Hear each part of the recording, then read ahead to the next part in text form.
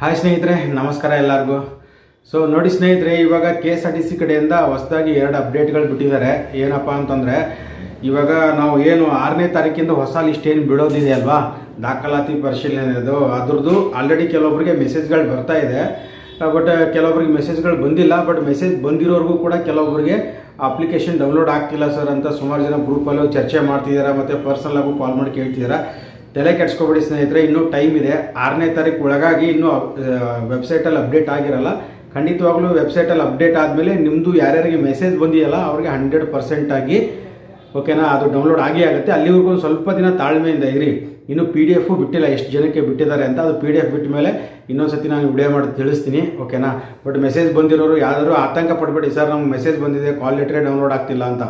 ಇವಾಗ ಆಲ್ರೆಡಿ 5ನೇ ತಾರೀಕುವರೆಗೂ ಹಳೆಯ ಲಿಸ್ಟದು ತೊಗೋತಾ ಇದ್ದಾರೆ. ನಮ್ಮದು ಸ್ಟಾರ್ಟ್ ಆಗೋದು, ನೆಕ್ಸ್ಟ್ ಬಿಡೋರ್ದು ಸ್ಟಾರ್ಟ್ ಆಗೋದು 6ನೇ ತಾರೀಕು, ಜೂನ್ 6ರಿಂದ, ಓಕೆನಾ. ಬಟ್ ಅದ್ರ ಒಳಗಡೆನೇ ಅಪ್ಡೇಟ್ ಆಗುತ್ತೆ ವೆಬ್ಸೈಟಲ್ಲಿ. ಮೆಸೇಜ್ಗಳು ಬಂದಿದೆ, ಇನ್ನೂ ಅಪ್ಡೇಟ್ ಆಗಿರಲ್ಲ ನಿಮ್ಮದು. ಅಪ್ಡೇಟ್ ಆದಮೇಲೆ ಒಂದು 2-3 ದಿವಸ ಬಿಟ್ಬಿಟ್ಟು ಟ್ರೈ ಮಾಡಿ. ಖಂಡಿತವಾಗಲೂ ನಿಮ್ಮದು ಕೂಡ ಕಾಲ್ ಲೆಟ್ರು ಡೌನ್ಲೋಡ್ ಆಗೇ ಆಗುತ್ತೆ. ಸುಮ್ಮನೆ ಆತಂಕ ಪಟ್ಕೊಂಡು ನನಗೂ ಕಾಲ್ ಮಾಡೋದಾಗಲಿ, ಸುಮ್ಮನೆ ಗ್ರೂಪಲ್ಲೂ ಚರ್ಚೆ ಮಾಡೋದಾಗಲಿ ಮಾಡೋಕ್ಕೆ ಹೋಗ್ಬಿಡಿ. ಇದ್ರ ಜೊತೆಗೆ ಇನ್ನೊಂದು ಅಪ್ಡೇಟ್ ಏನಂದ್ರು ಸ್ನೇಹಿತರೆ, ನೀವು ಯಾರು ಮಾರ್ಚ್ ತಿಂಗಳಲ್ಲಿ ದಾಖಲಾತಿ ಪರಿಶೀಲನೆಗೆ ಹೋಗಿದ್ರಲ್ಲ, ಅವಾಗ ಡಿಸ್ಟ್ರಿಕ್ಟ್ ವೈಸ್ ಕರೆದಿದ್ರು. ಜಿಲ್ಲಾವಾರದಲ್ಲಿ ಅವಾಗ ದಾಖಲಾತಿ ಪರಿಶೀಲನೆ ಮಾಡಿಕೊಂಡ್ರು. 6/3/2024ರಿಂದ 16/3/2024. ಅವಾಗ ಏನು ಮಾಡಿದ್ರು ಸ್ನೇಹಿತರೆ, ಟ್ರ್ಯಾಕ್ನ ಆಪ್ಷನ್ ಕೊಟ್ಟಿರಲಿಲ್ಲ. ಇವಾಗ ಯಾವ ಥರ ನೀವು ದಾಖಲಾತಿ ಪರಿಶೀಲನೆಗೆ ಹೋದರೆ ನಿಮಗೆ ಯಾವ ಟ್ರ್ಯಾಕ್ ಬೇಕು ಅಂತ ಅಲ್ಲೇ ಕೇಳಿ ಆಯ್ಕೆ ಮಾಡಿ ಕೊಡ್ತಾರಲ್ಲ, ಬಟ್ ಮೊದಲು ಆ ಥರ ಇರಲಿಲ್ಲ. ಜಸ್ಟು ಡಾಕ್ಯುಮೆಂಟ್ ವೆರಿಫಿಕೇಷನ್ ಮಾಡಿಕೊಂಡು ನಿಮಗೆ ಮುಂದಿನ ದಿನಗಳಲ್ಲಿ ಚಾಲನಾ ವೃತ್ತಿ ಪರೀಕ್ಷೆ ತಿಳಿಸಲಾಗುವುದು ಅಂತ ಹೇಳಿ ಕಳಿಸಿದ್ರು. ಬಟ್ ಇವಾಗ ಅವರಿಗೆ ಒಂದು ಅಪ್ಡೇಟ್ ಬಿಟ್ಟಿದ್ದಾರೆ. ಏನು ಅಪ್ಡೇಟ್ ಅಪ್ಪ ಅಂತಂದರೆ, ಸೊ ನೋಡಿ, ನಿಮಗೆ ಒಂದು ಮೆಸೇಜ್ ಬಂದಿರುತ್ತೆ ಸ್ನೇಹಿತರೆ. ಬೈ ಚಾನ್ಸ್ ಮೆಸೇಜ್ ಬಂದಿಲ್ಲ, ಮೊಬೈಲ್ ಚೇಂಜ್ ಆಗಿದೆ ಅಂತಂದರೆ, ನಾನು ಅದರ ಲಿಂಕ್ನ ಇದೇ ವಿಡಿಯೋ ಕೆಳಗಡೆ ಡಿಸ್ಕ್ರಿಪ್ಷನಲ್ಲಿ ಹಾಕಿರ್ತೀನಿ. ಅದ್ರ ಮೇಲೆ ಕ್ಲಿಕ್ ಮಾಡಿ ಬೇಕಾದ್ರೆ ನೀವು ಟ್ರ್ಯಾಕ್ನ ಚೂಸ್ ಮಾಡ್ಬೋದು, ಓಕೆನಾ. ಏನು ಅಪ್ಡೇಟ್ ಅಂದರೆ ನೋಡಿ, ಮೊದಲು ಯಾರು ನೀವು ಡಿಸ್ಟ್ರಿಕ್ಟ್ ವೈಸಲ್ಲಿ ಹೋಗಿ ಡಾಕ್ಯುಮೆಂಟ್ ವೆರಿಫಿಕೇಷನ್ ಮಾಡ್ಕೊಂಬಂದಿದ್ರಲ್ಲ, ಅವರಿಗೆ ಟ್ರ್ಯಾಕನ್ನು ಆಯ್ಕೆ ಮಾಡಿಕೊಳ್ಳುವಂತಹ ಒಂದು ಆಪ್ಷನ್ನು ಇವಾಗ ವೆಬ್ಸೈಟಲ್ಲಿ ಕೊಟ್ಟಿದ್ದಾರೆ.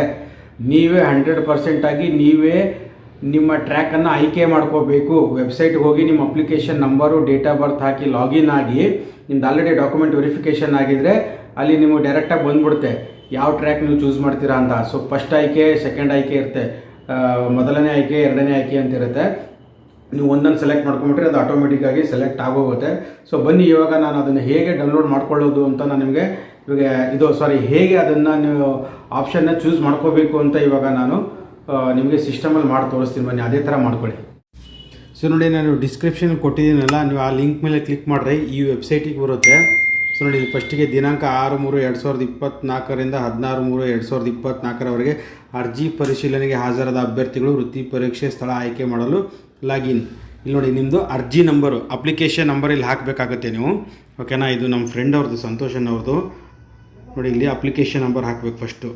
ನಾವು ಸೇಮ್ ಕರೆಪತ್ರ ಯಾವ ಥರ ಡೌನ್ಲೋಡ್ ಮಾಡ್ಕೋತೀವಲ್ಲ, ಇದು ಕೂಡ ಅದೇ ಥರನೇ. ಒಂದು ಸ್ವಲ್ಪ ಜಸ್ಟ್ ಆಯ್ಕೆ ಮಾಡ್ಕೊಳ್ಳೋದು ಅಷ್ಟೇ. Application number, date of birth. ಈ ಡೇಟ್ ಆಫ್ ಬರ್ತ್ ಹಾಕಿದ ತಕ್ಷಣ ನೋಡಿ, ಇಲ್ಲಿ ಪಕ್ಕದಲ್ಲಿ ಸಬ್ಮಿಟ್ ಅಂತ ಇದೆಯಲ್ಲ, ಸಬ್ಮಿಟ್ ಕೊಡಬೇಕಿಲ್ಲಿ. ನೀವು application number, date of birth hockey submit ಕೊಟ್ಟರೆ, ಸೊ ನಿಮ್ಮದು ಇದು ಕಾಲ್ ಲೆಟ್ರ್ ಆಲ್ರೆಡಿ ಡಾಕ್ಯುಮೆಂಟ್ ವೆರಿಫಿಕೇಷನ್ ಆಗಿರೋದು ಈ ಥರ ಒಂದು ಇದು ಓಪನ್ ಆಗುತ್ತೆ ನಿಮಗೆ. ನಿಮ್ಮ ಹೆಸರು, ನಿಮ್ಮದು ಫೋಟೋ, ನೀವು ವಿತ್ ಸಿಗ್ನೇಚರ್ ಸಮೇತ. ನೋಡಿ, ಇಲ್ಲಿ ಕೆಳಗಡೆಗೆ ಬಂದರೆ ನೋಡಿ, ಚಾಲನಾ ವೃತ್ತಿ ಪರೀಕ್ಷೆ ಇಚ್ಛೆಯ ಸ್ಥಳವನ್ನು ಆದ್ಯತೆಯ ಮೇರೆಗೆ ಆಯ್ಕೆ ಮಾಡಿ. ನೋಡಿ, ಇಲ್ಲಿ ಫಸ್ಟಿಗೆ ನಿಮ್ಗೆ ಹಾಸನ, ಹುಮ್ನಾಬಾದ್ ಅಂತ ಇರುತ್ತೆ ಸ್ನೇಹಿತರೆ. ಕೆಳಗಡೆ ಫಸ್ಟ್ ಆಪ್ಷನ್ 1, ಆಪ್ಷನ್ 2 ಅಂತ. ನಾನು ನೋಡಿ, ಇವಾಗ ಫಸ್ಟು ಹುಮ್ನಾಬಾದ್ ಆಯ್ಕೆ ಮಾಡ್ಕೋತಾ ಇದ್ದೀನಿ. ನೀವು ಫಸ್ಟ್ ಆಪ್ಷನ್ ಹುಮ್ನಾಬಾದ್ ಆಯ್ಕೆ ಮಾಡಿಕೊಂಡ್ರೆ ಕೆಳಗಡೆ ಹಾಸನ್ ಸೆಕೆಂಡ್ ಆಪ್ಷನ್ ಅದು ಆಟೋಮೆಟಿಕ್ ಬಂದುಬಿಡುತ್ತೆ. ನೋಡಿ, ಅದು ಆಟೋಮೆಟಿಕ್ ತೊಗೊಂಡ್ಬಿಟ್ಟಿದೆ. ನಾನು ಫಸ್ಟ್ ಮೇಲ್ಗಡೆ ಹುಮ್ನಾಬಾದ್ ಅಂತ ಸೆಲೆಕ್ಟ್ ಮಾಡಿದ್ರೆ ನೀವು ಕೆಳಗಡೆ ಸೆಲೆಕ್ಟ್ ಮಾಡೋ ಅವಶ್ಯಕತೆನೇ ಇಲ್ಲ, ಅದೇ ತೊಗೊಳ್ತೀನಿ. ಈಗ ನೋಡಿ, ನಾನು ಮೇಲ್ಗಡೆ ಹಾಸನ್ ಅಂತ ಸೆಲೆಕ್ಟ್ ಮಾಡ್ತೀನಿ. ಈಗ ಹಾಸನ್ ಅಂತ ಸೆಲೆಕ್ಟ್ ಮಾಡಿದ್ರೆ ಕೆಳಗಡೆ ಆಟೋಮೆಟಿಕ್ ಹುಮ್ನಾಬಾದ್ ಅಂತ ಅದೇ ತೊಗೊಂಡ್ಬಿಡುತ್ತೆ, ಓಕೆನಾ. ನಿಮ್ಮದು ಇವಾಗ ಇವ್ರದ್ದು ನಾನು ಸೆಲೆಕ್ಟ್ ಮಾಡೋಕ್ಕೆ ಹೊರಟಿರೋದು ಹುಮ್ನಾಬಾದ್ ಟ್ರ್ಯಾಕ್, ಓಕೆನಾ. ಈಗ ಸಂತೋಷ್ ಅವ್ರದ್ದು ನಾನು ಸೆಲೆಕ್ಟ್ ಮಾಡೋಕ್ಕೆ ಹೊರಟಿರೋದು, ನಮ್ಮ ಸ್ನೇಹಿತರದು. ಇದು ಹುಮ್ನಾಬಾದ್ ಟ್ರ್ಯಾಕ್ ಸೆಲೆಕ್ಟ್ ಮಾಡಿಬಿಟ್ಟು ಸಬ್ಮಿಟ್ ಕೊಡಬೇಕು. ಇವಾಗ ನೀವು ಹಾಸನ ಬೇಕಾದ್ರೆ ಹಾಸನ ಸೆಲೆಕ್ಟ್ ಮಾಡ್ಕೊಂಡು ಸಬ್ಮಿಟ್ ಕೊಡಿ. ನೋಡಿ, ಈ ಥರ ಸಬ್ಮಿಟ್ ಕೊಟ್ಟರೆ driving test track updated successfully ಅಂತ ಬಂತು. ನೋಡಿ, ಬಂದುಬಿಟ್ಟು ಜಸ್ಟ್ ಓಕೆ ಮಾಡಿಬಿಡ್ಬೇಕು ಅಷ್ಟೇ ಅದಕ್ಕೆ. ಸೊ ಓಕೆ ಮಾಡಿದ್ರೆ ನೋಡಿ, ಮತ್ತೆ ಇನ್ನೊಂದು ಪೇಜ್ ನಿಮ್ಗೆ ಓಪನ್ ಆಗುತ್ತೆ. ಇಲ್ಲಿ ನಿಮಗೆ ಬಂದಿರುತ್ತೆ ನೋಡಿ, ಆಪ್ಷನ್ 1 ಹುಮ್ನಾಬಾದು, ಆಪ್ಷನ್ 2 ಹಾಸನ್. ಈ ಥರ ನೀವು ಸೆಲೆಕ್ಟ್ ಮಾಡ್ಕೋಬೇಕಾಗುತ್ತೆ ಸ್ನೇಹಿತರೆ. ಇದ್ರ ಲಿಂಕು ಕೂಡ ನಾನು ಡಿಸ್ಕ್ರಿಪ್ಷನಲ್ಲಿ ಕೊಟ್ಟಿರ್ತೀನಿ, ಓಕೆನಾ. ಅದ್ರ ಮೇಲೆ ಕ್ಲಿಕ್ ಮಾಡಿಕೊಂಡು ನೀವು ಮೆಸೇಜ್ ಬಂದಿಲ್ಲ ಅಂದರೆ ನೀವು ಆ ಲಿಂಕ್ ಮೇಲೆ ಕ್ಲಿಕ್ ಮಾಡಿಬಿಟ್ಟು ಡೈರೆಕ್ಟ್ ವೆಬ್ಸೈಟ್ಗೆ ಹೋಗಿ ನಾನು ಏನು ತೋರಿಸ್ಕೊಟ್ನಲ್ಲ ಈ ಥರ ನೀವು ಆಯ್ಕೆ ಮಾಡಿಕೊಂಡು ಟ್ರ್ಯಾಕ್ನ ಸೆಲೆಕ್ಟ್ ಮಾಡ್ಕೊಳ್ಳಿ. ಓಕೆನಾ. ಸೊ ನೋಡಿದ್ರಲ್ಲ ಸ್ನೇಹಿತರೆ, ಈ ಥರ ಹೋಗಿ ನೀವು ನಿಮ್ಮ ಟ್ರ್ಯಾಕನ್ನು ನೀವು ಆಯ್ಕೆ ಮಾಡ್ಕೋಬೇಕಾಗುತ್ತೆ. ಓಕೆನಾ. ಇದ್ರ ಲಿಂಕ್ ಕೂಡ ನಾನು ಕೆಳಗಡೆ ಡಿಸ್ಕ್ರಿಪ್ಷನ್ ಕೊಟ್ಟಿರ್ತೀನಿ. ಮತ್ತು ಸ್ನೇಹಿತರೆ, ವಿಡಿಯೋನ ನೋಡ್ತಿರೋ ಪ್ರತಿಯೊಬ್ಬರು ಅಷ್ಟೇ ವಿಡಿಯೋ ನೋಡ್ತಾ ಇದ್ದಾರೆ, ನಿಮ್ಗೆ ಇಷ್ಟ ಆದರೆ ದಯವಿಟ್ಟು ಒಂದು ಲೈಕ್ ಕೊಡಿ.